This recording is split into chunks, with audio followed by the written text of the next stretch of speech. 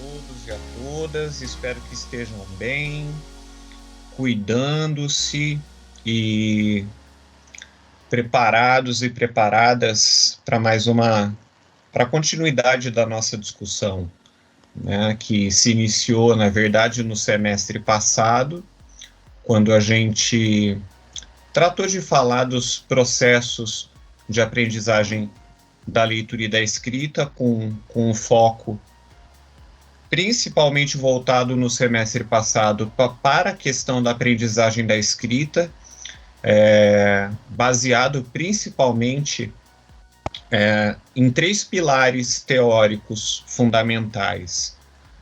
A gente se baseou, como sempre, do ponto de vista da organização dos trabalhos na didática da pedagogia histórico-crítica, e no que tange aos processos específicos de aprendizagem da leitura e da escrita, e especialmente da escrita, nós nos apoiamos na perspectiva principalmente piagetiana, desenvolvida a partir dos estudos da Emília Ferreira e da Ana Teberoski, com a psicogênese da língua escrita, e também na psicologia histórico-cultural, com as contribuições fundamentalmente da escola soviética, do Vygotsky, do Luria e do Leontiev, pensando principalmente na questão da filogênese da cognição, quando se faz extremamente necessária a intervenção do professor nesses processos, né, e o papel que a escola exerce nesses processos. Para quem não esteve aqui semana passada, eu expliquei a inversão que eu fiz, né, dado que eu repetia exaustivamente o fato de que normalmente a gente aprende a ler primeiro e depois aprende a escrever, e na lógica da didática da disciplina, a gente começou pela escrita, né, pelo aprendizado da escrita, para depois, a partir de agora, nos voltarmos para os processos de leitura e para a aprendizagem da leitura. Eu expliquei que nós fizemos isso, essa inversão, por uma questão didática mesmo, para que a gente entendesse esses 2 elementos que eu acabei mencionando nessa breve introdução da aula, que são a ideia de que a criança gradativamente reconstrói a aprendizagem da escrita a partir de evoluções sucessivas e lineares do conhecimento sobre a escrita, tal como nós vimos ao estudar a psicogênese, que demonstra empiricamente, a partir de estudos e de entrevistas com crianças, principalmente, que elas evoluem em suas hipóteses de escrita gradativamente, num processo muito semelhante àquele pelo qual a humanidade passou em seu desenvolvimento da atividade de escrita, e que, para que isso ocorra de maneira mais eficaz, existe a necessidade de intervenção direta do professor nesse processo. Então, para entender isso, ou ao entender isso, a gente consegue entender os 2 processos como distintos, o processo de aprendizado da escrita e o processo de aprendizado da leitura. Por isso essa inversão. Embora a ordem desses aprendizados seja diferente. Primeiro se aprende a ler, depois se aprende a escrever. E nesse semestre a gente se volta para o aprendizado da leitura. Na primeira aula a gente falou um pouquinho sobre isso, sobre como se aprende a ler, e a ideia era que, a partir da atividade que foi postada no Moodle, para a nota, que foi a atividade do fórum, que vocês pudessem pensar a respeito de como se dá o processo de leitura. Por isso eu coloquei 2 textos para que vocês tivessem como referência, e hoje nós vamos tentar fazer a discussão desses 2 textos, embora vocês já tenham feito isso no chat. E depois dessa aula, a gente vai construir um feedback para vocês lá no chat também, porque nós vamos ter condições, de certa maneira, de tirar as dúvidas, de encaminhar novas reflexões a respeito desse processo. Então, vocês estão vendo minha tela aí, que eu já deixei projetada, né? A nossa segunda aula, então, de Didática da Alfabetização 2, e nós vamos continuar com a temática do como se aprende a ler e vamos falar especificamente das estratégias de leitura. Perdão, eu cometi uma gafe também, né? Eu pedi para vocês produzirem um mapa mental sintetizando as estratégias de leitura. E nós vamos usá-lo como base também para a discussão de hoje, tá? Como que eu organizei a aula? Como de hábito, nós vamos para as boas-vindas, passamos por elas, né? Os beijos e os abraços virtuais, e aí vamos para a nossa leitura inicial de um trecho de um dos autores que eu gosto muito também, que li menos do que eu gostaria, mas do pouco que eu li, eu tenho muita paixão pelo Ernest Hemingway, que é um escritor estadunidense, né? E embora seja estadunidense, não que isso seja um pecado por si só, ele viveu a vida praticamente toda fora dos Estados Unidos, viveu na Espanha durante a Guerra Civil Espanhola, cobriu a Guerra Civil Espanhola como jornalista e depois ficou radicado em Cuba, praticamente até o final da sua vida. 1930, se não me engano, em 1930, ele teve a sua primeira passagem em Cuba, e depois da Guerra Civil Espanhola, com o golpe do Franco, ele volta para Cuba e mora lá, né, passa a viver lá. E aí acompanha a Revolução Cubana, acompanha a Segunda Guerra Mundial em Cuba. Então ele tem uma história de vida bastante interessante e cheia de percalços, que eu vou contar um pouquinho daqui a pouco, né? A discussão de hoje é como se aprende a ler, então nós vamos assistir a um depoimento de uma das mais importantes pesquisadoras na atualidade sobre alfabetização, que é viva ainda, que é a Adélia Lerner, e vamos tentar estabelecer relações entre os conceitos expostos por ela no vídeo e a leitura que vocês fizeram como tarefa de casa para essa semana.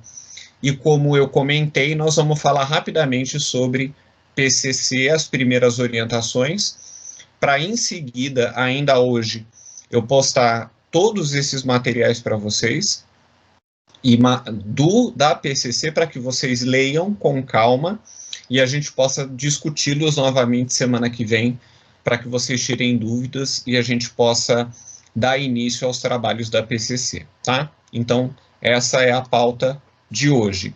Nossos objetivos são discutir o papel das estratégias de leitura no processo de aprendizagem da leitura e conceituar em definitivo o que são essas estratégias de leitura e como é que elas operam.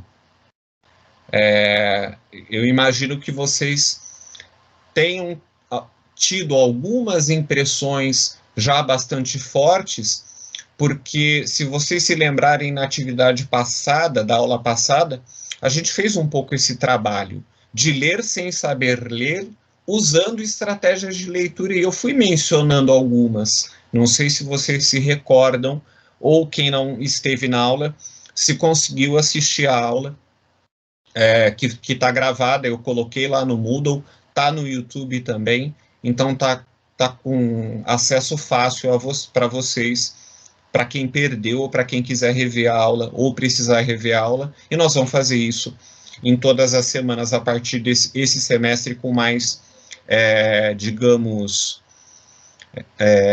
regularidade, porque aqueles problemas todos de computador que eu tive no semestre passado, eu acho que estão resolvidos, pelo menos não tivemos nenhum mais, né? E vamos conhecer as atividades relativas à PCC hoje, tá bom? Então, nossa pauta está organizada assim, e vamos tentar dar conta disso tudo, que é bastante coisa hoje no nosso encontro. Tudo bem até aqui? Alguma dúvida, alguma pergunta, algum comentário sobre a aula passada ou sobre a atividade, se teve problemas, se teve dificuldades? Está tudo em ordem? Tudo tranquilo?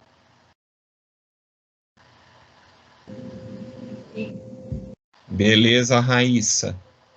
A Patrícia falou, ó lá, que adora o Velho Mar, que é fã do Hemingway também. Acho que a gente já comentou, acho que eu me lembro, a Patrícia tinha comentado isso, que era fã do Hemingway. E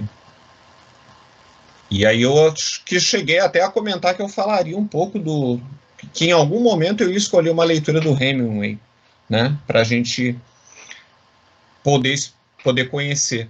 Mas alguém, além da Patrícia, conhece o Hemingway? Ou leu o Hemingway? E essa obra em particular, O Velho e o Mar? Tem alguém que conhece, que ouviu falar?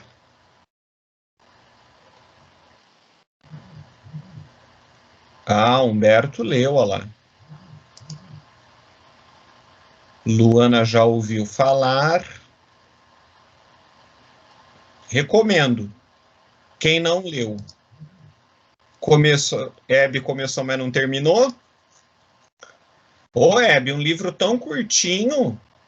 Você sabe que a primeira vez que eu li assim, numa pancada só, li num dia só, O Velho e o Mar.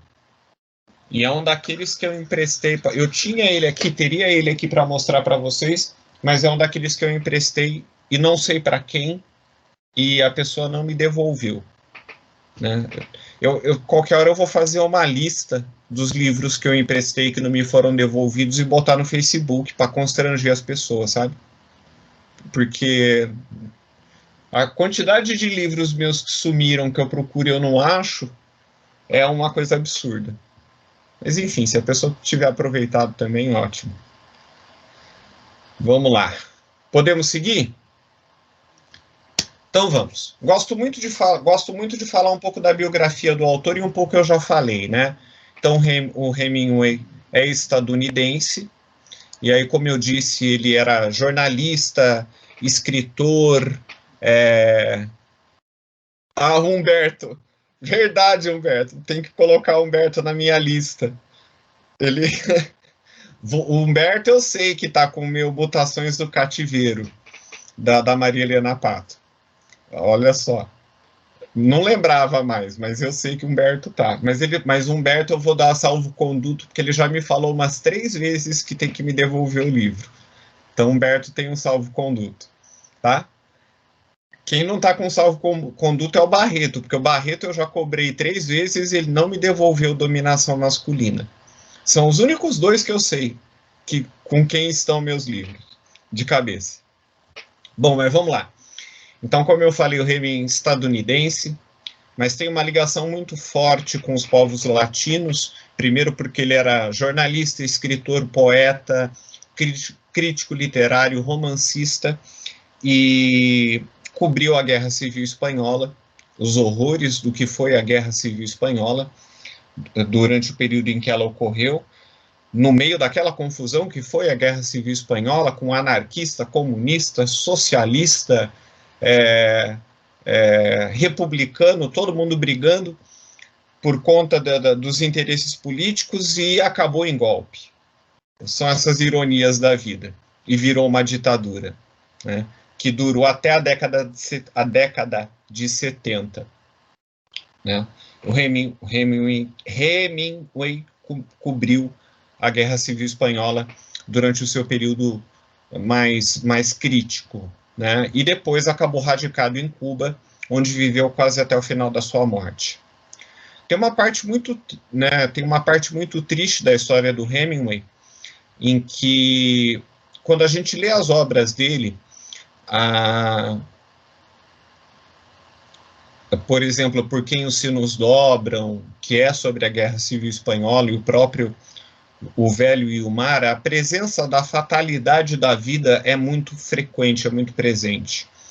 E o tema do suicídio é muito presente na obra do Hemingway. Talvez porque o pai dele tenha se suicidado. E o suicídio cotejou a vida do Hemingway ao longo de toda a sua trajetória. Além desse trauma, né, do pai ter cometido suicídio, a mãe o atormentava com a questão do suicídio do pai, chegando a enviar para o Hemingway uma carta acompanhada da arma com a qual o pai se suicidou, e deixando em suspeição se era para o Hemingway guardar a arma e se lembrar do gesto que o pai cometeu, do ato que o pai cometeu, ou se era para o Hemingway fazer a mesma coisa que o pai com a arma do pai. Então a mãe tinha um certo desequilíbrio psicológico, psiquiátrico, e acabou fazendo isso e enviando essa carta com a arma do pai para o Hemingway. E no fim da vida, se não me engano, em Ohio, deixa eu dar uma conferida aqui, que eu estou com a biografia dele aberta. Mas ele se suicidou nos Estados Unidos, né? Deixa eu achar aqui o lugar exato. Idaho, na cidade de Ketchum, em 61, ele se suicidou. Cheio de problemas de saúde, né? Com 61 anos, super jovem, com 61 anos cometeu suicídio.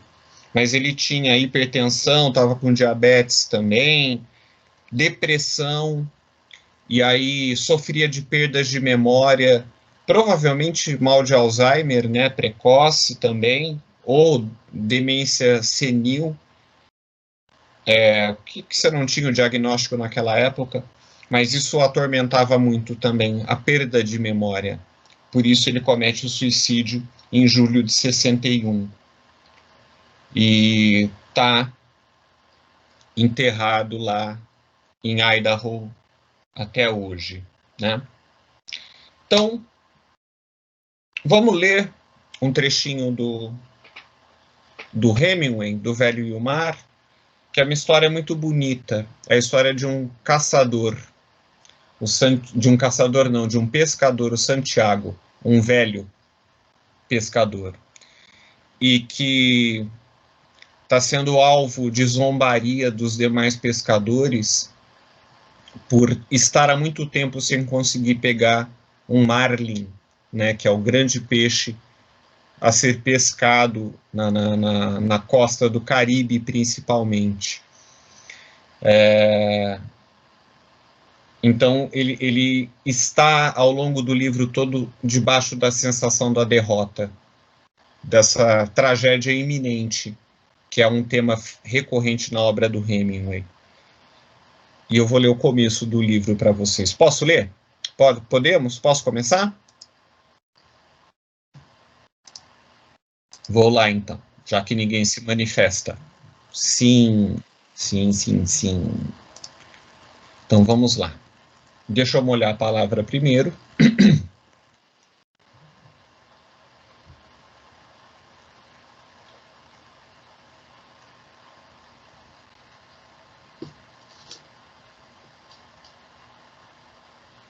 Vamos lá. Ele era um velho que pescava sozinho em seu barco na Gulf Stream. Havia 84 dias que não apanhava nenhum peixe. Nos primeiros 40, levara em sua companhia um garoto para auxiliá-lo. Depois disso, os pais do garoto, convencidos de que o velho se tornara salal, isto é, um azarento da pior espécie, puseram o filho para trabalhar no outro barco, que trouxera 3 bons peixes em apenas uma semana. O garoto ficava triste ao ver o velho regressar todos os dias com a embarcação vazia e ia sempre ajudá-lo a carregar os rolos de linha, ou o gancho e o arpão, ou ainda a vela que estava enrolada à volta do mastro. A vela fora remendada em vários pontos com velhos sacos de farinha e assim enrolada, parecia a bandeira de uma derrota permanente. O velho pescador era magro e seco e tinha a parte posterior do pescoço vincada de profundas rugas. As manchas escuras que os raios do sol produzem sempre nos mares tropicais enchiam-lhe o rosto, estendendo-se ao longo dos braços, e suas mãos estavam cobertas de cicatrizes fundas causadas pela fricção das linhas ásperas enganchadas em pesados e enormes peixes. Mas nenhuma dessas cicatrizes era recente. Tudo o que nele existia era velho, com exceção dos olhos que eram da cor do mar, alegres e indomáveis. Santiago, disse-lhe o garoto quando desciam do banco de areia para onde o barco fora puxado. Eu gostaria de tornar a sair com você. Tenho ganho algum dinheiro. O velho ensinara o garoto a pescar e por isso ele o adorava. Não, respondeu-lhe o velho. Você está num barco de sorte. Fique com eles. Mas lembre-se daquela vez em que passamos mais de 80 dias sem apanhar alguma coisa e depois pescamos dos grandes todos os dias durante 3 semanas. Lembro-me muito bem, tornou o velho. E sei que no período de má sorte você não me abandonou nem duvidou de mim. Foi papai que me fez mudar de barco. Ainda sou um garoto e tenho de obedecer a ele. Eu sei, concordou o velho. É natural. Papai tem muita fé. Não, tornou a concordar o velho. Mas nós temos. Não é verdade? Sim, afirmou o garoto. Deixe-me oferecer a você uma cerveja na esplanada. Depois levamos essas coisas para casa. Aceita? Por que não? Respondeu o velho. Entre pescadores. Sentaram-se na esplanada e alguns pescadores começaram a fazer troça do velho, mas ele não se zangou. Outros, os de mais idade, olharam para ele e sentiram-se tristes, mas não o demonstraram e continuaram conversando sem lhe dar importância sobre as correntes e as profundidades a que tinham descido as suas linhas, sobre o bom tempo e as coisas que tinham visto ou feito durante o dia. Os pescadores que nesse dia haviam sido bem-sucedidos tinham chegado e limpado os espadartes, levando-os estendidos ao comprido sobre 2 tábuas. 2 homens sustentavam a ponta de cada tábua para o armazém de peixes, onde ficavam à espera de que o transporte frigorífico os levasse para o mercado em Havana. Aqueles que tinham apanhado tubarões carregavam-nos para a fábrica do outro lado da baía, onde eram içados e limpos os fígados extraídos, as barbatanas cortadas, as peles raspadas e a carne cortada em tiras para salgar. Quando o vento soprava do nascente, a baía era invadida pelo cheiro que vinha da fábrica. Hoje, porém, mal se notava o cheiro, pois o vento soprara para o norte e depois amainara rapidamente. Por esse motivo, a esplanada estava muito agradável e batida de sol. Santiago, começou o garoto. Que é? Perguntou o velho. Tinha o copo na mão e pensava nas suas aventuras de muitos anos atrás. Posso sair com o barco para apanhar sardinhas para você amanhã? Não. Vá jogar beisebol. Eu ainda sei remar e o Rogério pode atirar as redes. Mas eu gostaria de ir, já que não posso ir pescar com você, queria ajudar de algum jeito. Você me pagou uma cerveja, replicou o velho. Agora já é um homem. Que idade eu tinha quando você me levou no barco pela primeira vez? 5 anos. E você por pouco não morreu. porque içei o peixe antes da hora e ele ia dando cabo do barco. Lembra-se? Lembro-me da cauda do peixe que batia e sacudiu o barco todo, da travessa que rangia quase estalando e do ruído das pancadas que você dava nele com um martelo. Lembro que você me atirou para a proa onde estavam os rolos molhados de linha, e não posso me esquecer do barco estremecendo e das suas marteladas. Até parecia que você estava pondo uma árvore abaixo, e todo aquele sangue doce me salpicando. Lembra mesmo tudo isso? Ou fui eu que lhe contei depois? Lembro tudo desde que saímos pela primeira vez. O velho examinou com seus olhos queimados pelo sol, muito carinhosos e confiantes. Se você fosse meu filho, eu o levaria comigo e desafiaria a má sorte, disse ele. Mas você tem seu pai e sua mãe e está num barco de sorte. Posso apanhar as sardinhas? Sei de um lugar onde é fácil encontrar isca. Ainda me restam algumas de hoje.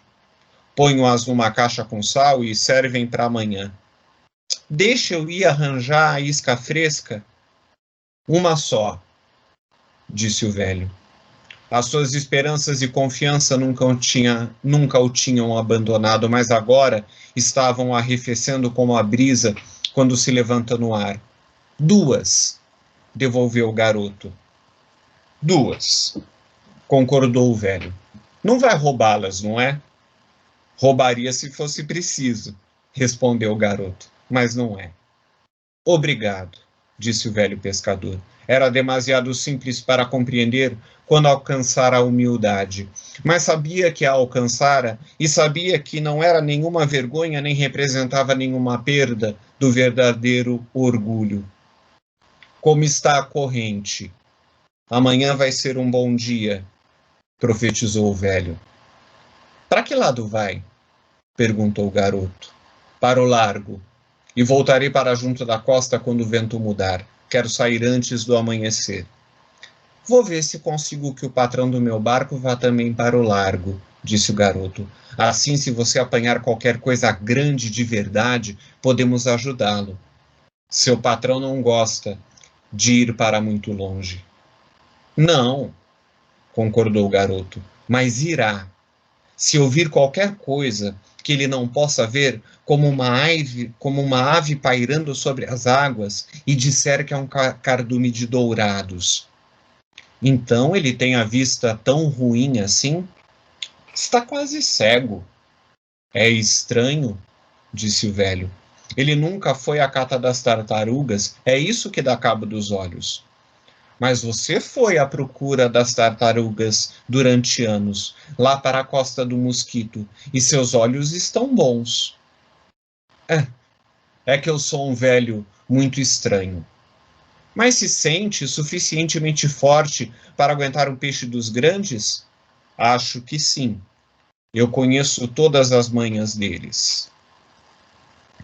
Temos de levar as coisas para casa, lembrou o garoto, para eu ter tempo de ir deitar a rede e apanhar as sardinhas. Foram buscar a tralha no barco.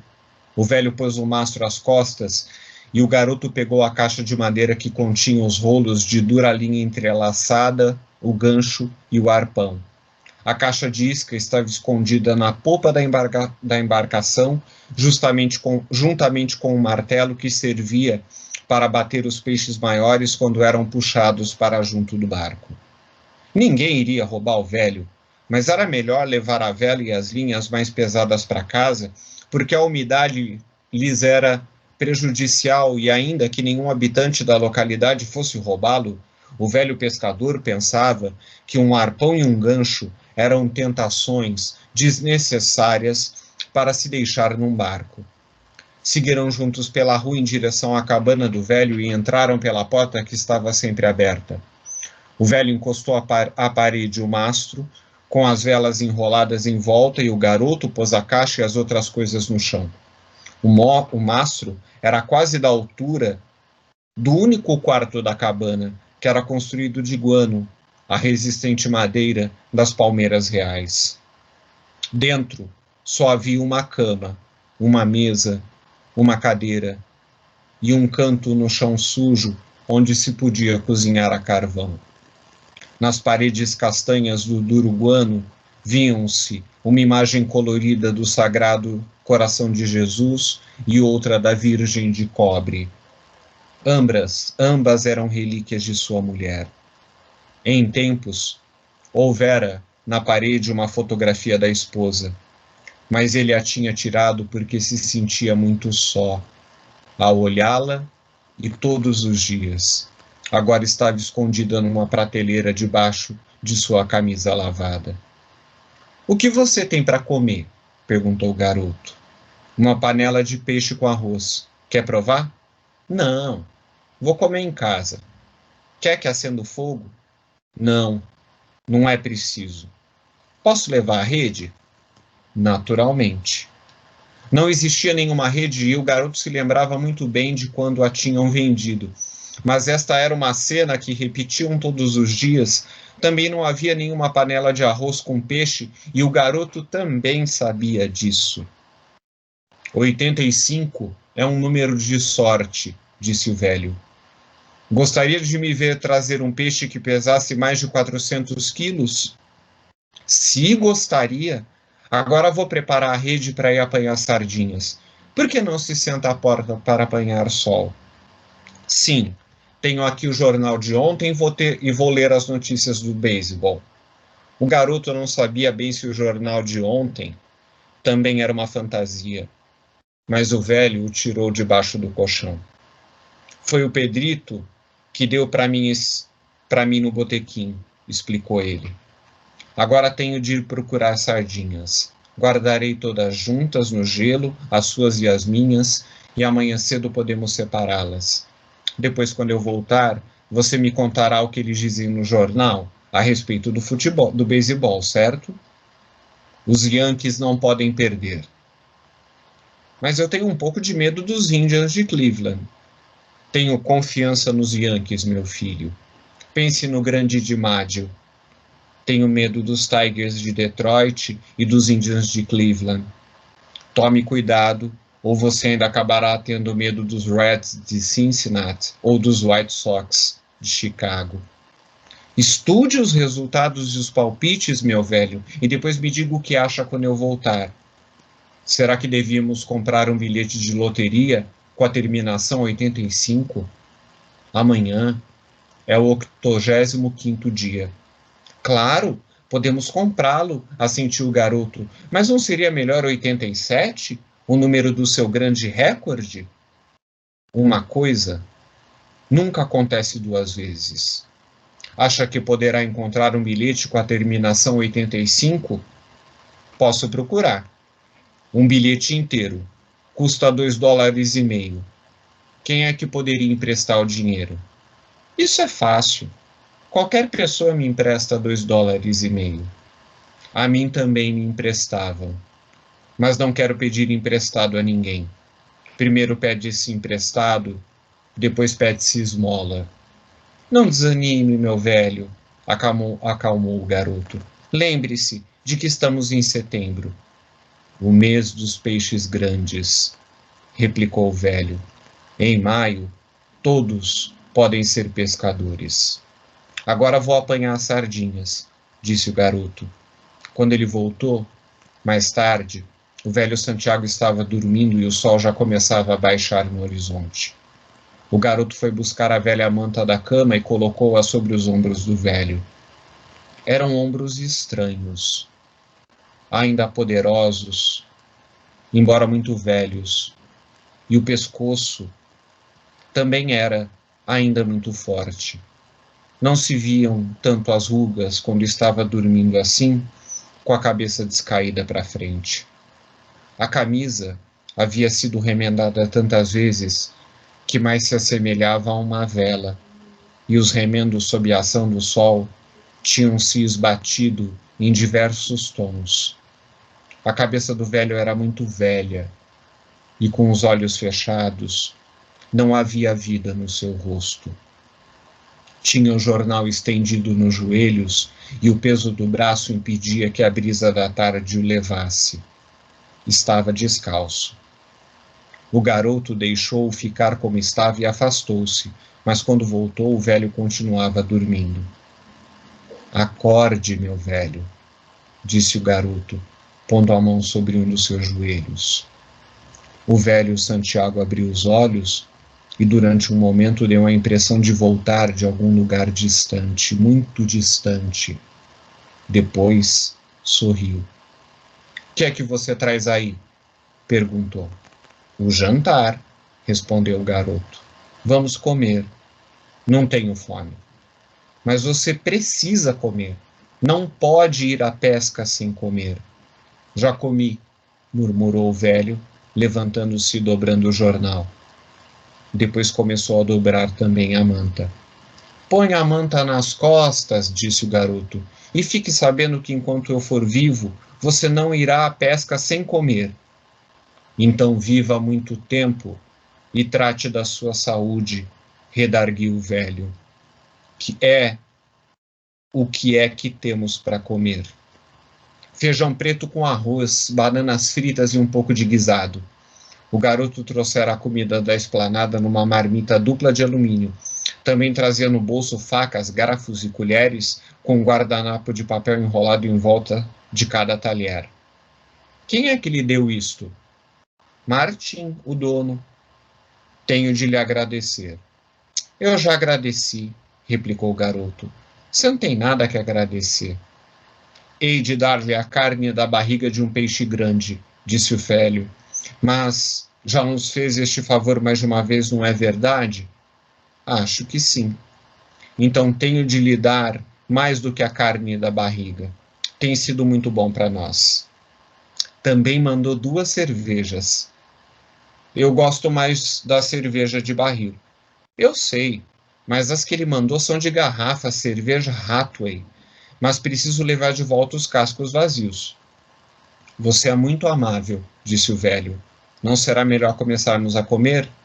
"Já tinha dito isso mesmo", respondeu o garoto suavemente. "Não queria abrir a marmita antes de você estar pronto." "Pois agora já estou pronto. Só queria era ter tempo para me lavar." "Onde você poderia lavar-se?" pensou o garoto. O depósito de água da aldeia ficava lá para baixo, 2 ruas além, indo pela estrada. "Preciso trazer-lhe água para a cabana, sabão e uma toalha nova", continuava a pensar o garoto. "Por que será que nunca penso nessas coisas? Tenho de arranjar outra camisa para ele, um casaco para o inverno e uns sapatos, além de outro cobertor." "O guisado está ótimo", disse o velho. "Fale do beisebol", pediu-lhe o garoto. "Na Liga Americana, os melhores são os Yankees, como eu já disse", respondeu o velho muito satisfeito. "Mas eles perderam hoje", informou o garoto. "Isso não quer dizer nada. O grande DiMaggio está outra vez em forma." "Mas há outros jogadores na equipe." "Naturalmente, mas é ele que conta. Na outra liga, entre o Brooklyn e o Philadelphia, escolhi o Brooklyn. Claro, quando digo isso, estou pensando no Dick Sisler e naqueles lançamentos espetaculares no velho campo.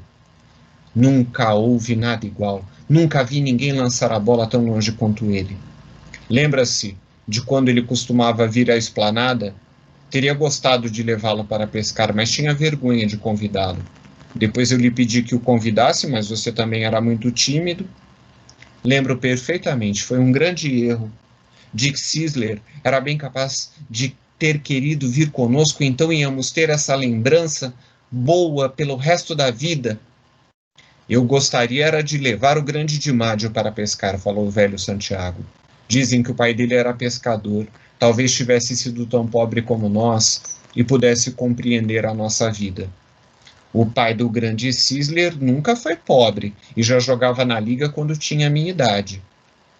"Quando eu tinha a sua idade, meu garoto, andava na proa de um navio e fazia carreira para a África. E foi lá que vi leões na praia à noitinha." "Eu sei, você já me contou." "Quer que fale de África ou de beisebol?" "Prefiro beisebol", optou o garoto. "Fale do grande John McGraw. Ele também costumava vir à esplanada nos velhos tempos, mas era muito mal criado e difícil de aguentar, e falava coisas horríveis quando bebia. só pensava em cavalos e beisebol, ou pelo menos estava sempre com lista de cavalos nos bolsos e muitas vezes dizia seus nomes pelo telefone. Era um grande treinador, disse o garoto. Papai acha que ele era o melhor de todos. Isso porque o que vinha aqui mais vezes era o que vinha aqui mais vezes, observou o velho. Se o Durocher tivesse continuado a vir aqui todos os anos, seu pai pensaria que ele que era o melhor de todos. Mas afinal, qual é o melhor treinador? O Luke ou o Mike Gonzalez? Na minha opinião, os dois são da mesma categoria. E o melhor pescador é você. Não. Conheço outros melhores. Ah, vá, exclamou o garoto. Existem muitos pescadores bons e alguns mesmo ótimos, mas como você, não há nenhum. Obrigado. Gosto de ouvir você dizer isso. Espero que não me apareça pela frente nenhum peixe grande demais para desmenti-lo. Não existe peixe grande demais para isso, se você ainda é tão forte como diz. Pode ser que eu não esteja tão forte como penso, admitiu o velho, mas conheço todos os truques e não me falta decisão. Agora devia ir deitar para estar descansando amanhã de manhã. Vou levar estas coisas para a esplanada. Então, boa noite. Irei acordá-lo de manhã. Você é meu despertador, disse o garoto. E o meu é a idade, replicou o velho. Por que será que os velhos acordam sempre tão cedo? Será para terem um dia mais comprido? Não sei, redarguiu o garoto. O que sei é que os moços acordam sempre tarde e mal dispostos. Lembro-me muito bem disso, concordou o velho. Descanse à vontade, que acordo você a tempo. Não gosto que seja ele quem me acorde. É como se eu fosse um seu inferior. Eu sei. Durma bem, meu velho.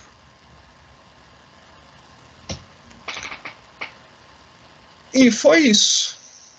Pelo menos por enquanto, para aguçar a curiosidade e suscitar algumas reflexões. Alguém quer dizer alguma coisa? Alguém com alguma expectativa a respeito do que virá? Ou alguém que leu o livro e queira comentar?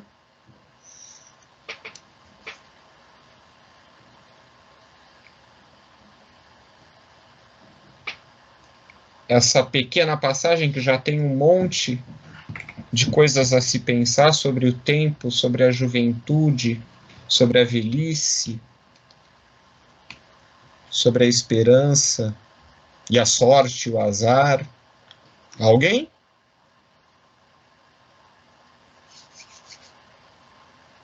Ninguém? Oi, professor. Paty. Oi, Tô me Patrícia. segurando aqui Eu pra mim não sabia que falar. você não ia aguentar. Não, mas eu não vou dar spoiler, não. Mas só bateu a saudade de continuar lendo. Esse livro nossa. Quando eu comprei ele, aconteceu que nem o senhor falou com você mesmo. Eu não conseguia dormir, eu queria chegar no final do livro. Mas faltou a melhor parte, né? Puxa vida, continua aí, professor. Não, deixa aí pro É povo. tão bom vendo você ler, assim, a gente literalmente também viaja. Nossa, eu falar alguma coisa da leitura de Hemingway, né? Não tem como, porque o É, modo como ele escreve, eu acho muito cativante, entendeu? Você literalmente viaja nas palavras, você, pelo menos eu visualizo tudo. Eu gosto muito desse método da escrita dele, é uma, é o uma, modo. é uma escrita literária, mas ao mesmo tempo jornalística, né? Porque Sim, sim. ele escreve com tantos detalhes como jornalista, mas literatura. Eu acho muito Sim, interessante. e falar do vinco do pescoço do idoso, né, do velho. Quer dizer, quem que vai parar para prestar atenção nisso, né? Então, São esses pequenos detalhes que eu gosto muito, entendeu? Então, eu só parei pra dar um oi mesmo, mas não vou dar muito spoiler não, senão perde a graça. Deixar pro pessoal ter curiosidade aí e conhecer mais o Raymond. Eu tô lendo o livro dele também, o Ter e não, ou Não Ter. Uhum. Coincidentemente também é sobre pesca. É porque ele gostava muito de Mas pescar, né? O Hemingway gostava muito de é, e, é, pescar. e é do mesmo peixe, por sinal, esse É, Marfim, né? Marlin. Marlin. Marley. É, o nome meio estranho do peixe. Que é um Mas é. peixe enorme, geralmente, realmente enorme, né? Muito difícil de se pescar sozinho. E talvez essa angústia do velho seja por isso. Eu vou dar um spoiler. Um spoiler. Ele pega o peixe sozinho. Vou dizer para vocês. Neste dia, o 85º dia, ele pega o peixe. O que acontece depois é que é uma grande lição sobre a vida. Então vale a pena procurar.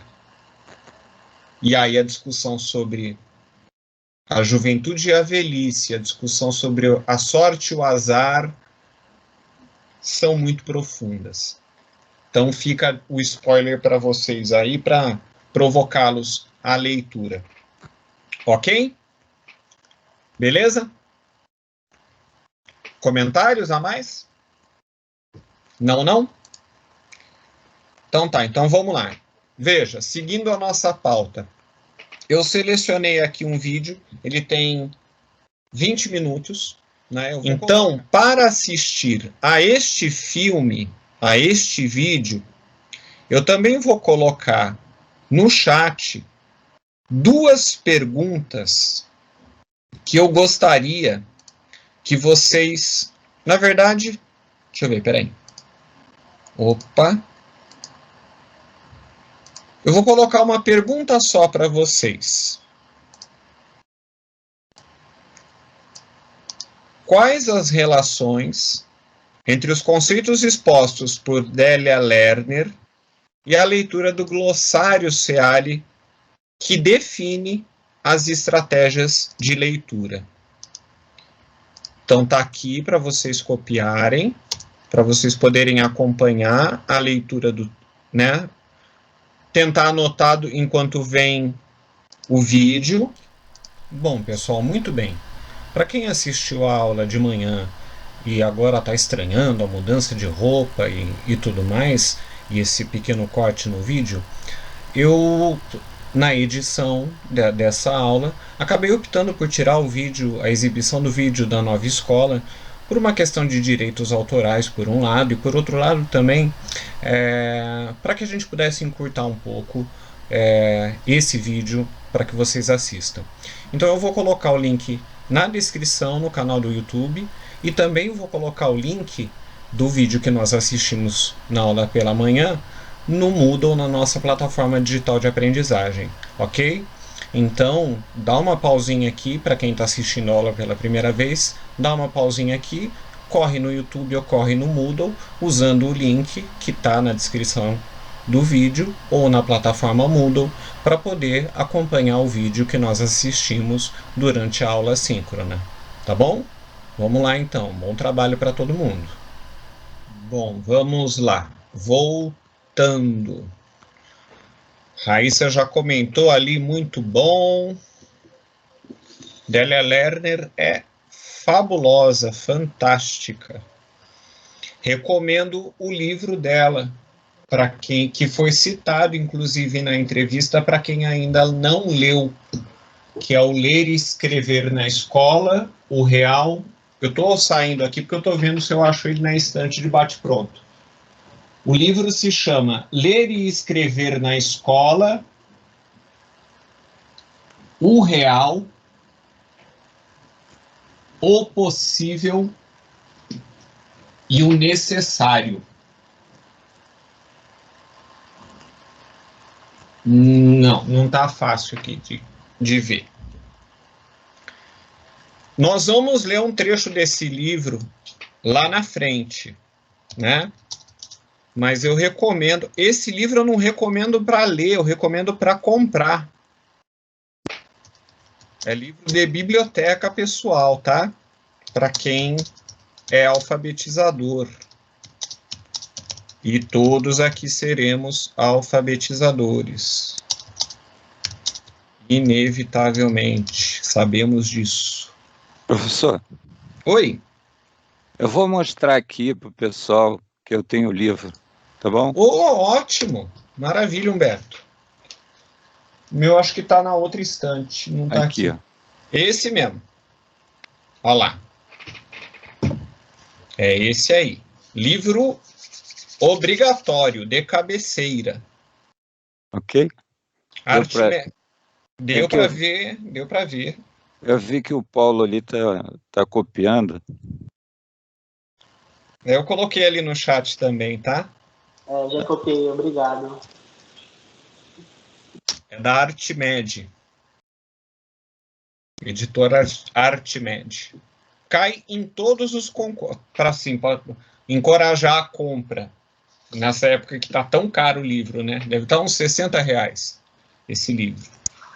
Mas cai em todos os concursos, desde sempre. Encoraja a compra. Bom, vamos ler. Vamos fazer o seguinte, então.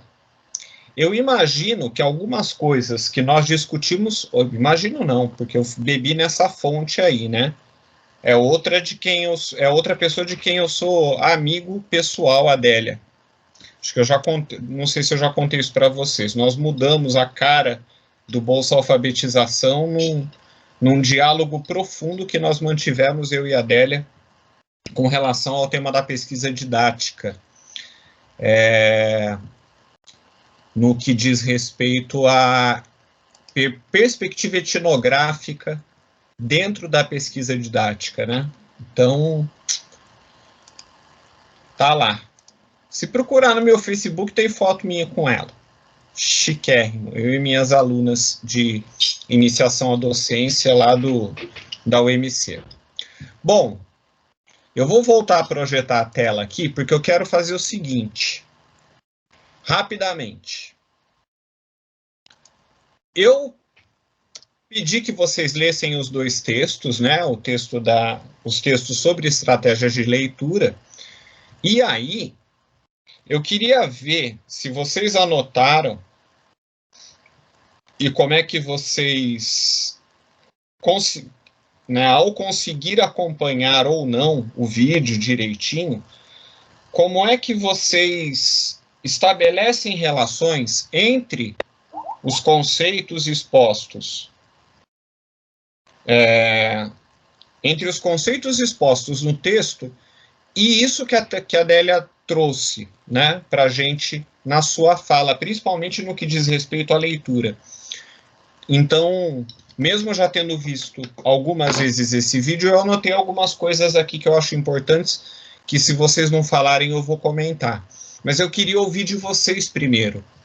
Quer dizer, o que vocês, ao lerem os textos sobre estratégias de leitura, acabam estabelecendo de relações com relação a esse vídeo que nós acabamos de assistir. Quem se prontifica e se arrisca a começar? Um de cada vez.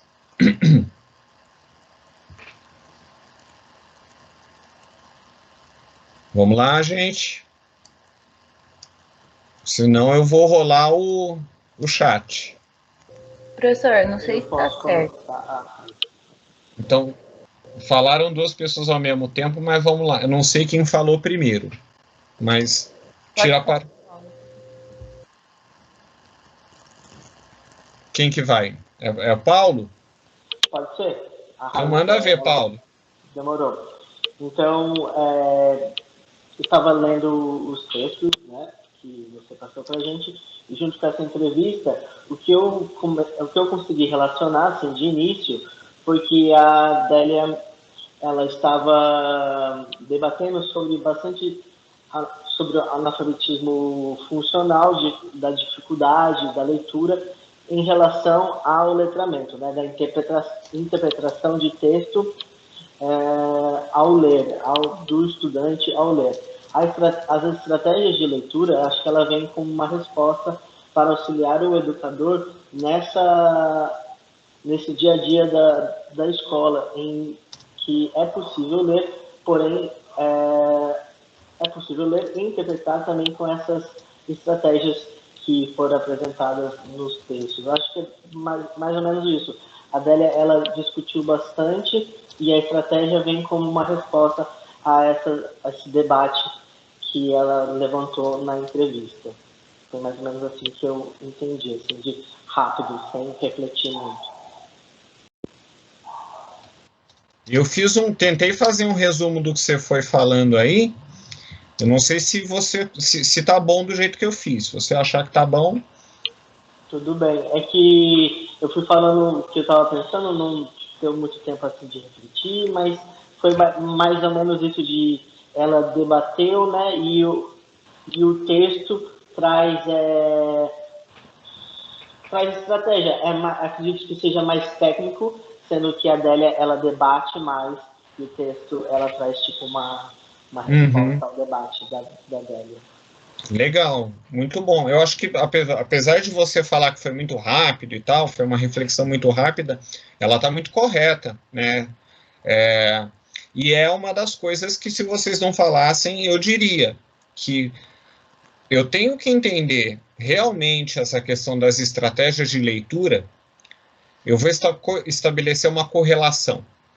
Se na aula passada a gente usou as estratégias de leitura sem saber sequer que elas existiam, ou talvez não tendo-as colocado em prática de maneira empírica, experiencial, né, nós pudemos ler textos que a gente não sabia ler com palavras desconhecidas ou em sistemas diferentes daquele que é o convencional, usando essas estratégias de leitura. E o que a Adélia quer trazer é o seguinte, é que eu lanço mão dessas mesmas estratégias de leitura utilizadas por leitores proficientes para poder ensinar a ler. Quer dizer, crianças que ainda não sabem ler, num contexto de letramento, isso é muito bom do que você disse, conseguem ativar e operacionalizar essas estratégias de leitura para ler sem saber ler. Então, o professor tem que conhecer as estratégias, como elas se...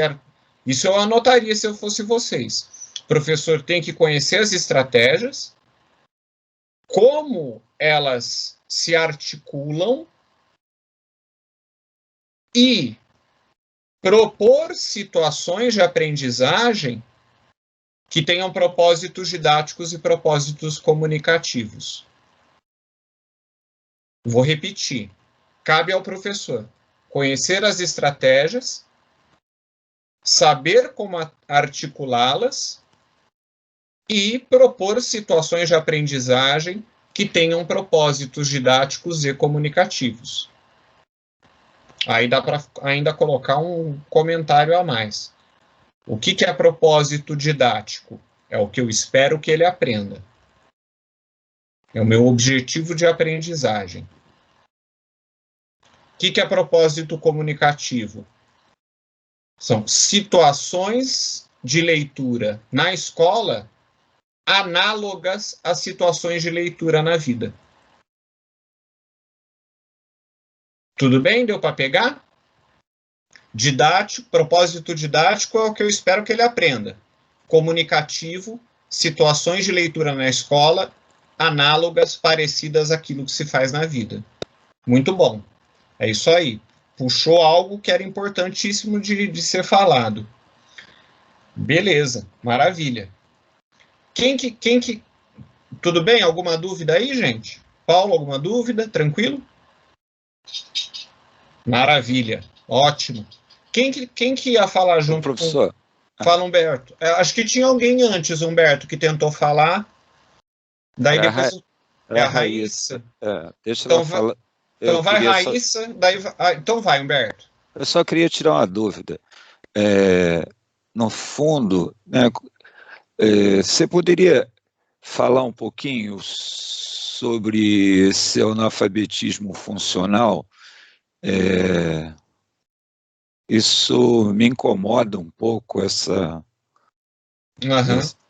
forma aí. Você pode falar um pouquinho? Posso. Vamos puxar a discussão, vamos puxar de volta, relembrar a discussão que a gente fez sobre alfabetização e letramento. Então, eu vou tentar ser sintético.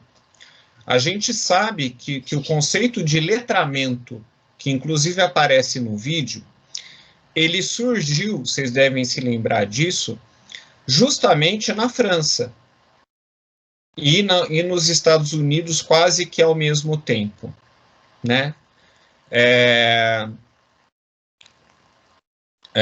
Nos Estados Unidos como literacy e na França como um antônimo, quase como um antônimo, né? Um illettrisme.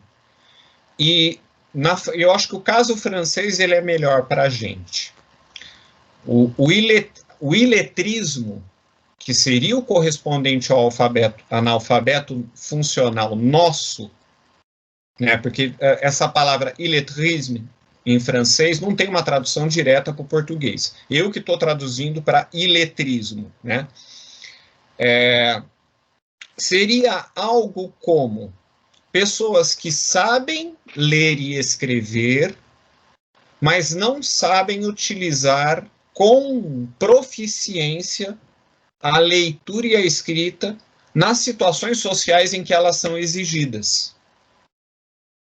Então, se eu pegar o exemplo do vídeo, o cara sabe ler e escrever, por exemplo, mas quando ele tem que escrever uma petição para um julgamento ou um requerimento para a prefeitura, ele recorre lá no México, por exemplo, aos escrevedores, que são os caras que ficam na praça com a máquina de escrever, estabelecem um diálogo sobre os propósitos comunicativos daquele texto em particular e as características do gênero textual para poder exercer, poder utilizar a escrita dentro dessa função social que é esperada. Isso é o caso francês, é o caso estadunidense e tudo mais. No caso francês é muito interessante porque é citado pela Adélia. O Bernard Lahire, que ela cita também, escreve um trabalho lindíssimo, que também eu tinha e emprestei para alguém e não voltou, que se chama Sucesso Escolar, eu vou colocar no chat, Sucesso Escolar nos Meios Escolares, as razões do improvável.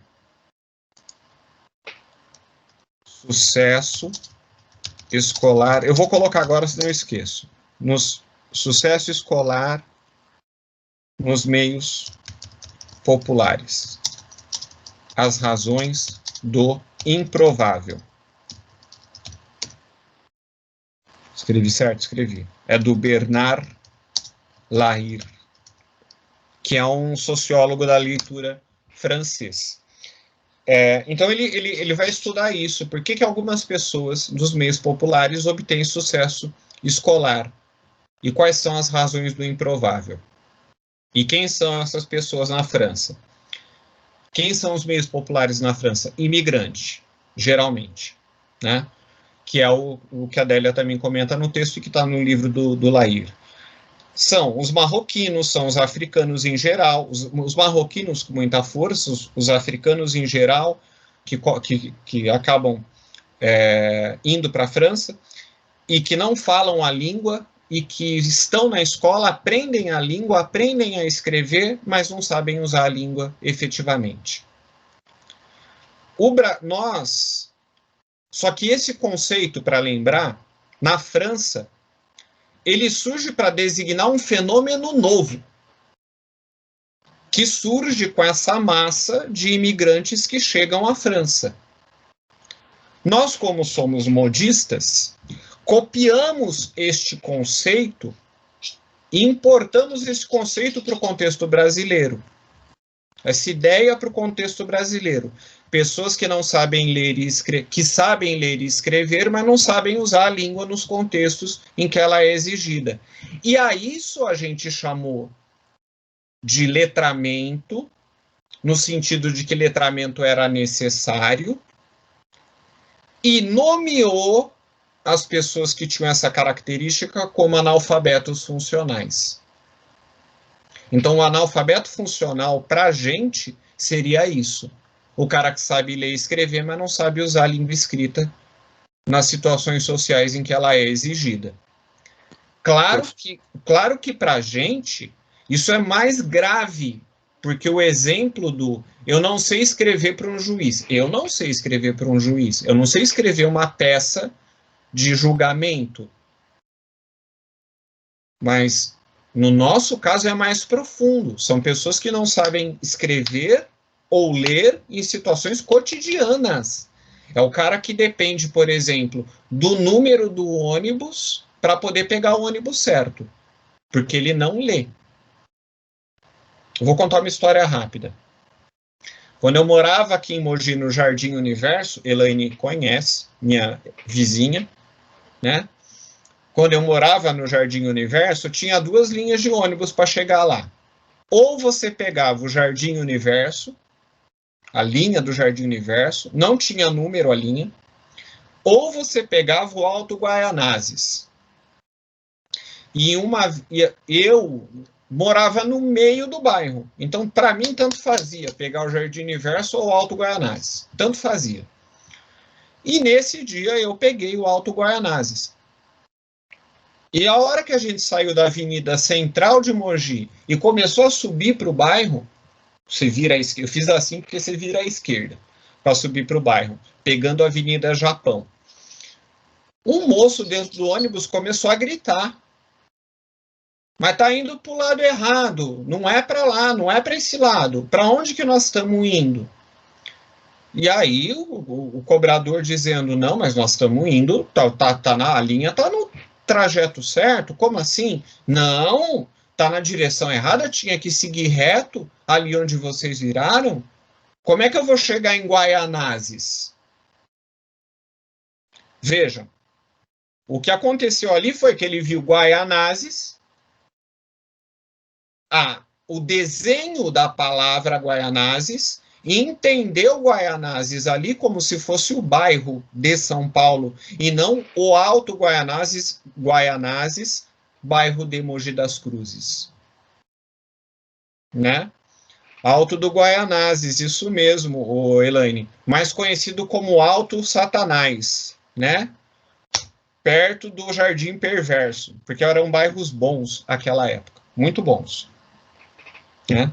Tinham esses apelidos. Era tudo ali, Alto Satanás, Jardim Perverso e Vila Nóia, que é a Vila Jóia, né? Elaine conhece bem. E eu morava lá. Enfim, é isso, Humberto. Né? O analfabetismo funcional é isso, em linhas gerais. É uma importação precária que a gente faz. E vale mais uma menção. O conceito surge na França para designar um problema novo, como eu disse. Eles já tinham resolvido o problema da alfabetização na França. Analfabetismo na França é menos de 1%. No Brasil, à época, analfabetismo beirava 18%. Então, nós trouxemos um conceito de um problema novo, que nem era nosso. E por que não era nosso? Porque nós não tínhamos resolvido o problema anterior, que era o problema da alfabetização. E aí tivemos que criar uma ideia que é o analfabeto funcional para dar conta disso. Não sei se eu fui claro, porque a explicação foi muito rápida e ela remontou algo que a gente já estudou no semestre passado.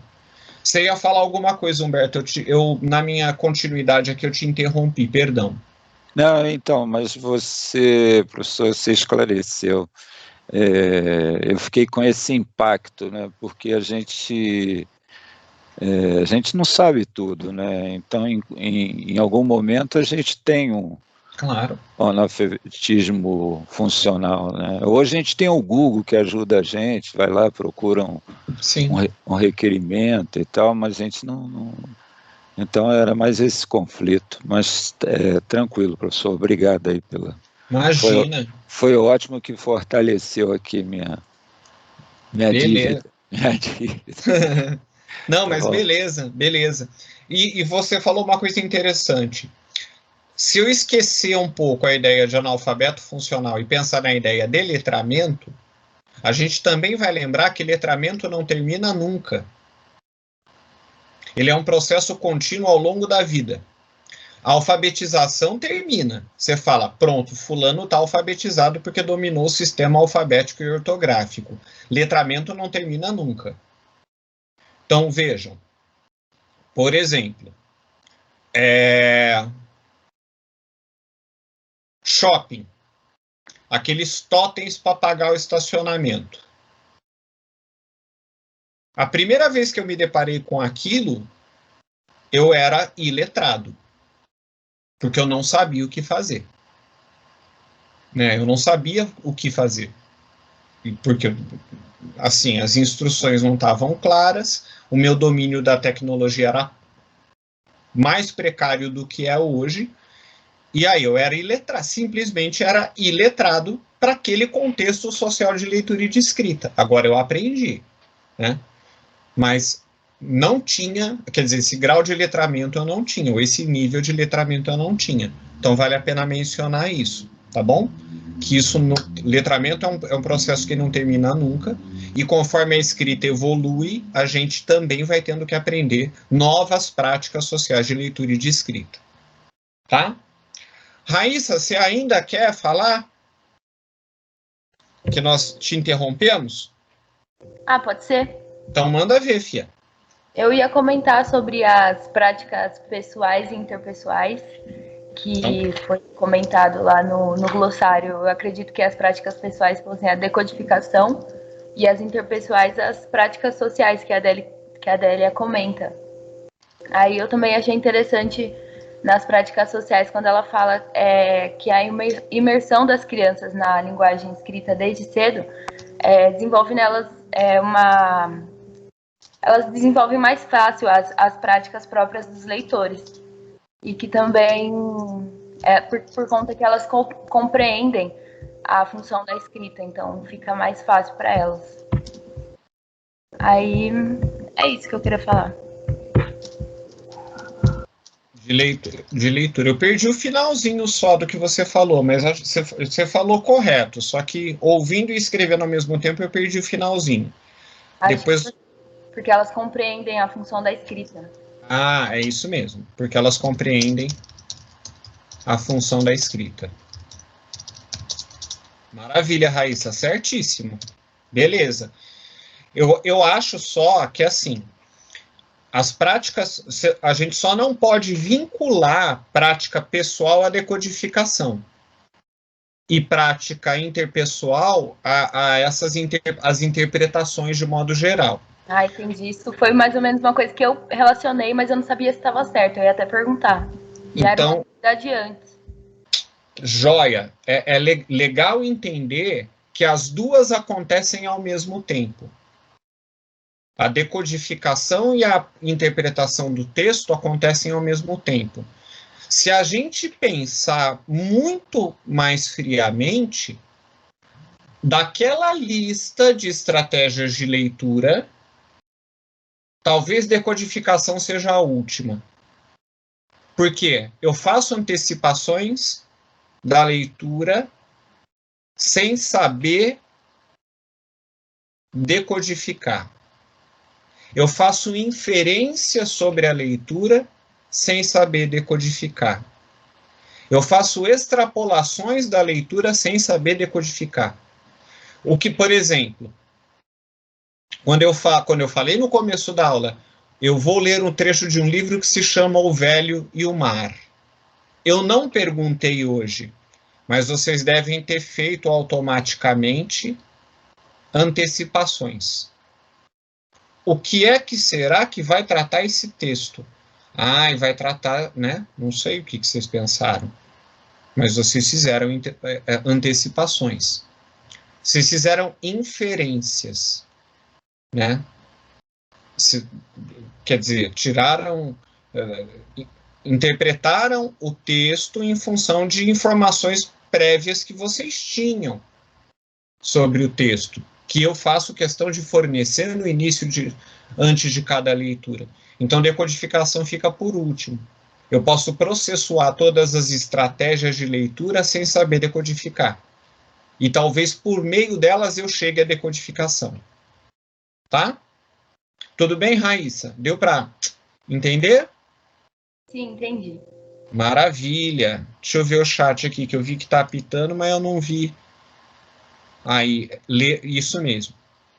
Deixa eu ver o que está aqui. Humberto é sucesso escolar. Deixa eu ver. Humberto, o link. Achou o link para o livro. Olha que. Humberto, se eu pudesse, eu dava um beijo no C agora. Porque eu não tenho livro em PDF. Algumas crianças, a Elaine diz, já chegam mais trabalhadas, com noção de estratégias, por ter um conhecimento prévio. Ler, e aí a Raíssa comenta, ler antes mesmo de saber ler. Humberto tem uma reunião até às 10 e não pode ficar. Não sou eu não, professor. Não sou eu não. Alessandra, perdão. Eu estou muito míope mesmo. Não poderei continuar na aula. Será que sobre o PCC o senhor pode falar na próxima aula? Não, Alessandra, eu vou falar hoje e a aula vai estar gravada, tá? Eu vou dar o início do PCC hoje, daqui a pouquinho. Tá? Bom, para fechar essa discussão, ainda nessa pergunta, deu para entender quando vocês leram o texto, porque eu não vi os mapas mentais de vocês. Vê que eu já vou passar para PCC daqui a pouco, porque pelo menos eu quero dar uma geral para vocês nos 15 minutos, nesses 15 minutos, próximos 15 minutos. Quando a gente fala de estratégias de leitura, depois de vocês terem lido o texto, o que é que ficou para vocês da leitura dos textos, né? Das estratégias de leitura? O que vocês consideram como mais importantes? Porque com relação à leitura e ao vídeo, o que eu tinha que falar, eu falei. O que eu queria saber de vocês lendo os textos sobre estratégias, o que ficou para vocês, como é que vocês entendem essas estratégias de leitura e as suas definições? Rapidinho, assim. É uma pergunta pá, né? Porque o conceito eu sei que está lá. O que eu quero saber é se vocês entenderam cada um e se vocês entenderam como é que eu faço isso de repente, tem desconfianças de como eu faço isso na escola. Porque esse é o tema da semana que vem. Como eu uso as estratégias de leitura na escola. Vou voltar para a pergunta, que eu falei rápido. Tem dúvidas sobre os conceitos envolvidos nas estratégias de leitura? Essa é a primeira pergunta. Segunda pergunta. Tem desconfianças sobre como isso acontece na escola? Como é que eu uso as estratégias para ensinar a ler? Está aberto. Professor, tem dúvida sobre a seleção. Pergunte. Eu não entendi o que era a seleção. Eu imaginei que fosse um processo no final, que quando você termina a leitura, você seleciona qual foram os pontos que mais você compreendeu, que você acha que ficou mais relevante para você remontar, né? Tudo, mas foi o que eu entendi, mas eu não entendi muito bem nos textos, não lembro de ter visto essa palavra também. Não tá errado. Já vou dizer assim, não está errado. Mas eu vou voltar num exemplo. Vocês leram, Raíssa estava na aula da semana passada. Vocês leram Garota de Ipanema em alemão, não leram? Sim. O Eduardo, o Paulo não estava. Mas nós lemos Garota de Ipanema em alemão. O que é que permitiu a gente ler Garota de Ipanema em alemão? Vamos lembrar. A palavra Ipanema. A palavra Ipanema, que estava em português, óbvio. E aquela outra palavra que se repetia algumas vezes, que a gente pensou que era garota. Supôs que era garota. Tem mais uma coisa. Quem lembra? A escrita em versos. A escrita em versos. As três coisas são seleção. Eu selecionei trechos ou elementos do texto que me permitiram inferir o que estava escrito. Então, a seleção é elementos textuais, escolher elementos textuais que me permitem interpretar melhor o texto. E a seleção levou à inferência. Por quê? Nós inferimos que era a Garota de Ipanema por conta desses mesmos elementos que só é possível serem ativados porque a gente já conhecia a obra Garota de Ipanema. Então, eu não sei se eu expliquei seleção. Que é a pergunta que você fez. Mas eu também já dei uma dica. As estratégias de leitura não trabalham sozinhas. Só aqui eu trabalhei com duas, seleção e inferência, no exemplo dado. Então já tem uma dica importante. Eu tenho que, se eu fosse vocês, eu anotava. As estratégias de leitura são conceitos independentes, mas indissociáveis. Elas operam ao mesmo tempo, só que são coisas diferentes.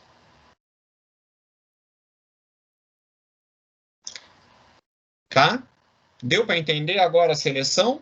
Complementar? Ou acho que foi a Raíssa mesma que perguntou? Sim, quando você falou que elas operam juntas, aí eu consegui entender, mais ou menos. Legal, legal. Mais dúvidas sobre as estratégias? E sobre como elas funcionam? Uma boa dica, excelente dica, aliás, já foi. Aliás, não só uma dica. Eu não entendi muito bem a estratégia de leitura extrapolação. Tá.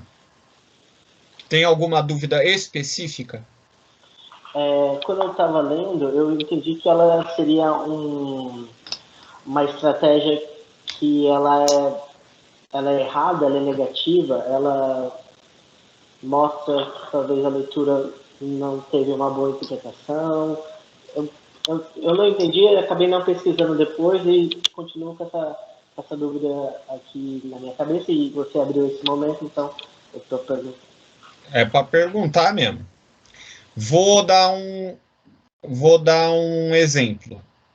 Eu já contei essa história, mas você não ouviu.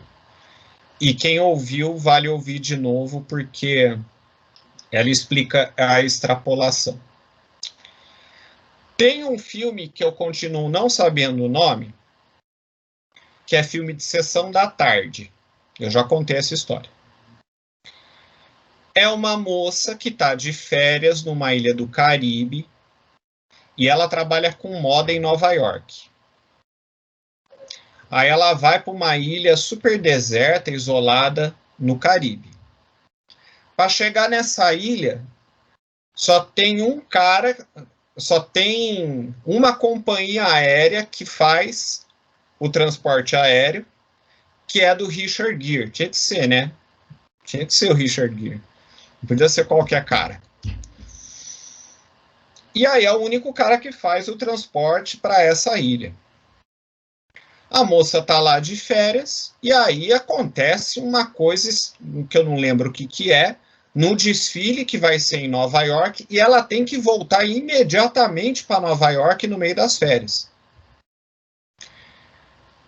E aí aquelas histórias românticas. É lógico que ela vai pedir para o cara levar ela de emergência, no aviãozinho dele, no teco-teco dele, Eles caem com o avião numa ilha deserta e depois vocês imaginam o que aconteceu, né? Já que é filme de sessão da tarde. Só que tem uma passagem que é muito louca, porque o cara diz o seguinte: é uma vez por semana que eu vou para os Estados Unidos. Eu só vou tal dia. Aí ela falou, não, é urgente, eu preciso ir e tal, e coisa e tal, eu tenho que ir, é coisa de trabalho. E ele fala assim, tá bom, eu te levo, só que é $10.000. E ela era fodona, né, nesse negócio de moda, então grana ela tinha. Aí ela falou, pô, ainda tentou negociar e tal. Aí ele falou, bom, é você que quer, não sou eu. Aí ela pega o bolo de dinheiro, enrolado num elástico, se entrega para ele. E aí ele pega e já guarda no bolso.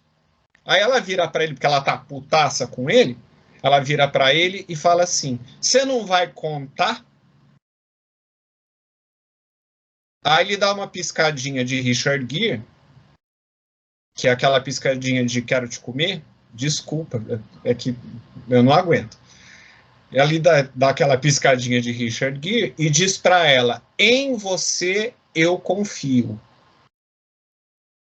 Você não vai contar? E ele responde, em você eu confio. Passa desapercebido. Parece só uma cantada. Não é. Vou fazer uma brincadeira. Todo mundo aqui já foi para os Estados Unidos, já usou dólar, né? Já pegou dólar na mão. Todo mundo.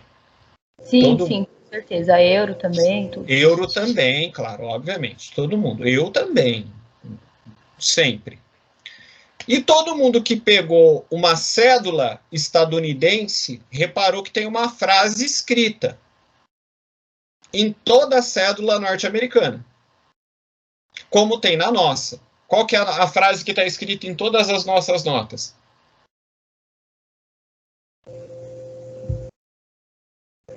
O medo de errar é grande. Ordem progresso, desordem progresso. Deus seja louvado. Deus seja louvado. É a nossa. Nos Estados Unidos não é Deus seja louvado, é outra. Alguém sabe? In God we trust. In God we trust. Qual que é a tradução? Em Deus nós confiamos. Em Deus nós confiamos. Entende por que ele responde em você eu confio? Ele responde em você eu confio porque ela está pagando com dólar onde está escrito em Deus nós confiamos. Isso é extrapolação. Para quem não sabe o que tá, a piada era para quem estava assistindo o filme nos Estados Unidos. Não era para nós brasileiros. Só quem tivesse esse conhecimento é que poderia extrapolar a leitura dessa situação. Então, isso é extrapolação. É quando eu vou além do texto. Quando eu consigo captar o contexto e, inclusive, estabelecer relações de intertextualidade com outros textos, com outras linguagens, com outras falas. Isso é extrapolação. Não sei se o exemplo ajudou. Opa, maravilha. Eu gosto quando dá certo. Ô, professor. Oi. Vê se eu estou correto. Eu gosto muito de ler livros que contam história, principalmente histórias que eu vivenciei, entendeu? Assim, com a história que conta do Rio de Janeiro, do subúrbio e tal. Sim. Porque aí eu fico pensando, quem lê às vezes esses livros, não é mesmo música, né? Fala de realengo, cascadura, né? Quando eu faço essa interpretação, né, e sei, por exemplo, que realengo foi onde que as pessoas na ditadura estavam presas, por isso que tem na música, né? Porque o autor passou também lá nesse local. Isso é uma extrapolação, não é? Sim, é uma extrapolação, sem dúvida. Sem dúvida, é uma extrapolação e é resultado de uma intertextualidade. Sem dúvida. Sem dúvida nenhuma. Maravilha, é isso. Né? Último exemplo. Eu estou lendo, está ali até, não dá para ver. O livro de cabeceira, os livros de cabeceira são 4 no momento. Agora eu estou lendo 4 ao mesmo tempo. O povo fala que eu sou doido. Mas o que eu estou lendo com mais vontade é o Oráculo da Noite, que é um livro sobre a ciência, acho que eu comentei semana passada, sobre a história e a ciência do sonho. E eu vinha lendo muito sobre os arquétipos junguianos, né, e a mitologia grega e a relação com os arquétipos junguianos na psicanálise. Ontem eu quase chorei de emoção, assim, dizendo, Luciano, você é anormalmente inteligente. Me senti inteligente ontem. Porque o nome do capítulo era Sonho e Memória. E aí eu já fiz toda a antecipação e a extrapolação. Eu lembrei dos arquétipos, do que eu tinha lido sobre o Jung, e sobre como a memória de curto prazo, por meio da repetição, trabalhada no córtex pré-frontal e que por meio das sinapses repetidas e do sono são armazenadas no hipocampo como memória de longo prazo. Eu falei, eu tô muito foda, né? Pensei comigo. E aí era sobre isso que o capítulo diria mesmo. É claro que eu tô falando isso só para dizer que vocês têm razão. Você tem muita razão no que você diz. Isso é extrapolação, Humberto. Mas vê como, de novo, as estratégias de leitura vão sendo ativadas em conjunto, né? Elas são independentes, mas interdependentes. Tudo bem? Tranquilo? E você está certo, Humberto. Bom exemplo. Seu exemplo é ótimo. Tá? Dúvidas? Mais alguma dúvida sobre estratégias? E relação entre elas? Senão eu passo para o projeto, para o PCC, só para vocês saberem mais ou menos o que é e ler o material durante a semana. Podemos? Porque nós vamos voltar nesse assunto ainda. Raíssa, decodificação é um processo complexo que transforma as formas gráficas, letras ou grafemas em sons oralizados ou em uma imagem mental do som. Perfeito. Eu queria saber o que é imagem mental. É o símbolo. É o símbolo. Então, por exemplo, casa. Quando você lê, você não imagina qualquer casa, você imagina uma casa em específico. Isso é um símbolo mental, tem a ver com memória também. Imagem mental. Entendi. Tá? A antecipação, quando dentro do conteúdo é positivo, li que o contrário é prejudicial. Elaine, não sei se eu entendi. Como assim prejudicial? Não sei se você está com o microfone, se não. O que eu posso entender como prejudicial é o seguinte. Aí vamos nós de novo. Vamos ver se eu lembro. Tem um texto que se chama Leitura Além dos Olhos. Bom de se ler também, fácil de se achar. É do Frank Smith, um linguista. Ele diz que a gente não lê linearmente, letra por letra, sílaba por sílaba, palavra por palavra. Ele diz que a gente lê dando pulinhos. Então, não sei se já aconteceu com vocês, de vocês estarem lendo um texto com fluência e de você bater o olho no começo da palavra e imaginar que é outra. Quer dizer, a palavra é uma, mas você lê outra, porque você antecipou errado. Você é tão fluente em leitura que você antecipa errado. Aconteceu comigo hoje durante a leitura do Hemingway. De eu ler errado. a palavra errada, porque eu antecipei erradamente. Isso acontece com mais frequência ainda quando a gente lê em voz alta, né? Então, é o aspecto negativo que eu consigo ver, prejudicial que eu consigo ver quando a gente fala de antecipação, que pode incorrer em equívocos de leitura, né?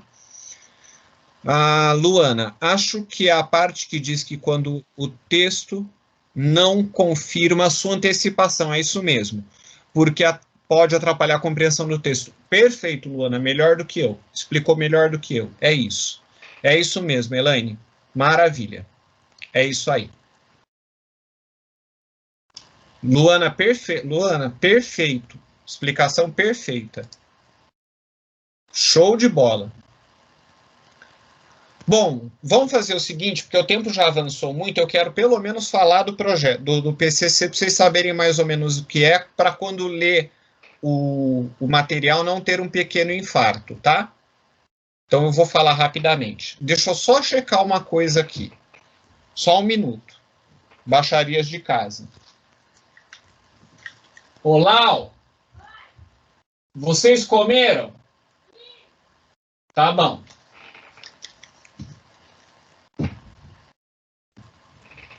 Coisas de casa. Todo mundo está vivendo. Isso aqui está quase um laboratório da NASA, porque está cada um num cômodo, as duas crianças com aula e eu aqui com vocês.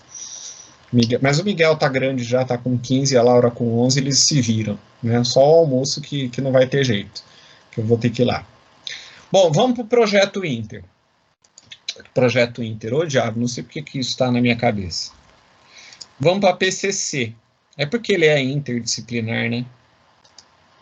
PCC, só para adiantar a vocês algumas coisas para ninguém ter infarto quando for ler o material. Então veja só, em Didática da Alfabetização 2, quais são as orientações gerais para a PCC? Em resumo, a gente entende que o nosso curso está comprometido fundamentalmente com as demandas da escolarização contemporânea, que passam fundamentalmente por algo que a gente discutiu, que é o fracasso escolar é o fracasso da alfabetização. Quer dizer, normalmente quem fracassa na escola é porque não aprendeu a ler e escrever, portanto tem o acesso a outros conhecimentos dificultado. E a gente sabe que tem uma dificuldade muito grande, e é por isso que a PCC existe, de articulação entre teoria e prática. E isso é um elemento, uma ferramenta fundamental para enfrentar o problema do fracasso. Né? No nosso curso, no curso de pedagogia, a gente pensou PCC em Didática da Alfabetização para que vocês tenham pelo menos a oportunidade de garantia de um fazer pedagógico que esteja comprometido com esse processo. Então, a nossa ideia é que vocês tivessem, né, oportunidades de observação, regência e análise de situações da realidade escolar, de ensino da leitura e da escrita, em sua fase inicial. Então, em geral, é isso que é a PCC em Didática da Alfabetização. No primeiro e segundo momento, no primeiro e segundo período, que é o nosso contexto, né? Considerando o nosso momento de formação, que vocês estão entrando, por exemplo, entrariam em situações, em condições normais, no estágio, vocês teriam acumulado conhecimentos de didática geral, didática da alfabetização 1, psicologia da educação 1 e 2, que são sociologia da educação, que são componentes curriculares que dão sustentação para a compreensão desses dois fenômenos, o fracasso escolar e o fracasso da alfabetização. Além disso, né, vocês puderam entender as condições de funcionamento da escola do ponto de vista estrutural ou mesmo do ponto de vista da gestão. Quando a gente olha para a Didática da Alfabetização 1, você já tem um monte de informações sobre esses temas. E aí, com essas informações, nós vamos olhar para o nosso campo de atuação mais fundamental, que é a sala de aula. Então, a ideia original era articular estágio, PCC e didática da alfabetização 2. Olhando para a sala de aula e olhando para o sujeito docente. Nas atividades que lhe são mais caras, planejamento, produção de aulas e organização das atividades envolvendo avaliação. No quinto período, então, a PCC é uma PCC de regência, de experiência em sala de aula, originalmente. Tá? Que isso fique claro. São 100 horas de estágio, 20 de PCC. Vocês iam fazer tudo isso ao mesmo tempo na escola, se nós estivéssemos na normalidade. Primeiro, observando a prática do professor, planejando situações de alfabetização, dando aulas de alfabetização e avaliando o trabalho que foi feito. Era isso que era para fazer. Para dar conta disso, não vou falar dos objetivos, porque eles já estão claros. Analisar os aspectos teóricos e práticos, tudo isso aí dá para resumir o seguinte.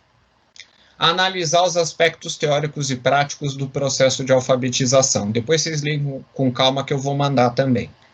Tá? Mas o resumo dos objetivos é esse. Não vou ler um por um para ganhar tempo. A PCC vai ser organizada em algumas etapas. Primeiro, as leituras, que já foi cumprida. Tudo que a gente leu até aqui, em todos os componentes curriculares, são a base desse trabalho. Especialmente didática e didática da alfabetização.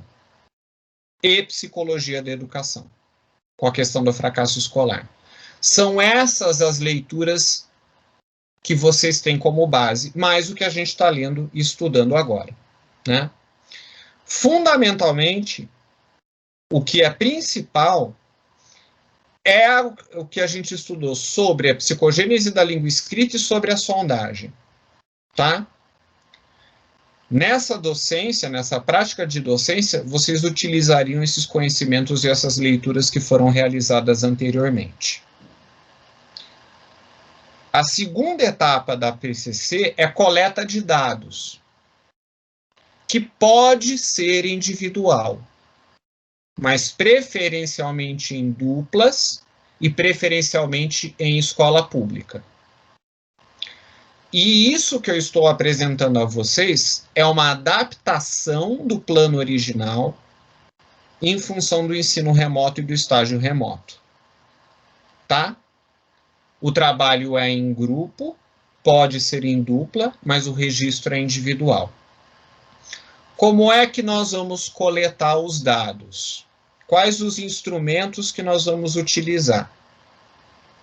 Primeiro, avaliação de amostras de escrita produzidas por indivíduos não alfabetizados. Vocês sabem fazer isso? Avaliar amostras de escrita? A maioria sabe. A gente cansou de fazer isso no semestre passado. Só que a ideia original é diferente. A ideia original era, cheguei na escola, vou fazer sondagem com todos os alunos para aprender a fazer a sondagem e aprender a avaliar a sondagem. Vou falar do original e vou falar da adaptação. Dá para fazer isso agora? Chegar na escola e fazer sondagem com todos os alunos? Não dá. Então, cada pessoa, cada aluno, cada um de vocês, vai fazer uma sondagem com pelo menos uma criança ou um indivíduo não alfabetizado. Pode ser remotamente e pode ser presencialmente.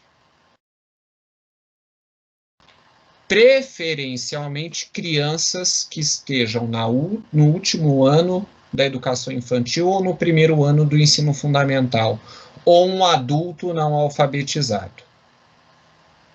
Se não tiver, a gente conversa, negocia e pode fazer isso com outro indivíduo. Tá? Mas vão fazer com um. E vão gravar esta sondagem. Porque nós vamos avaliar a aplicação e a avaliação de vocês dessa sondagem. Ô, professor. Oi, Humberto. Rapidinho. Pode ser, por exemplo, né, nessa época aí está bem difícil, né? Então, por exemplo, se eu tenho um vizinho que está nessa situação, eu posso? Pode. E ele não é de escola pública, entendeu? Por exemplo. Não tem problema. Tá bom. Eu falei preferencialmente escola pública, mas se não dá, por conta da situação que nós estamos, pode ser seu vizinho e pode ser de escola particular. O que eu quero é que vocês experimentem e gravem para a gente poder tematizar o que vocês fizeram. Filmem. Eu vou mandar termo de compromisso, vou mandar autorização de divulgação de imagem para vocês pedirem para os responsáveis assinar, tá tudo pronto já, tá? E deu certo, todo mundo conseguiu fazer, semestre passado e retrasado. Segundo instrumento de coleta, a produção de rotina de leitura e escrita. Nós vamos, no original, a gente ia planejar uma rotina de leitura e de escrita, uma atividade de leitura e de escrita em sequência e aplicar na escola. Ia ser a fase da regência. Vai dar? Acho que não. Excepcionalmente, vocês consigam fazer alguma coisa dentro do contexto do estágio. Quem for fazer estágio. Porque nós estamos trabalhando na adaptação para o estágio. Mas para quem não conseguir fazer isso, esse item 2, atividade de produção de rotina de leitura e de escrita, nós vamos fazer juntos em sala de aula. Eu vou ensinar vocês a planejar, vocês vão apresentar para a turma e nós vamos corrigir e consertar para aprender a planejar. Não vai dar para fazer na sala de aula, mas nós vamos fazer virtualmente para uma sala de aula, para aprender a planejar.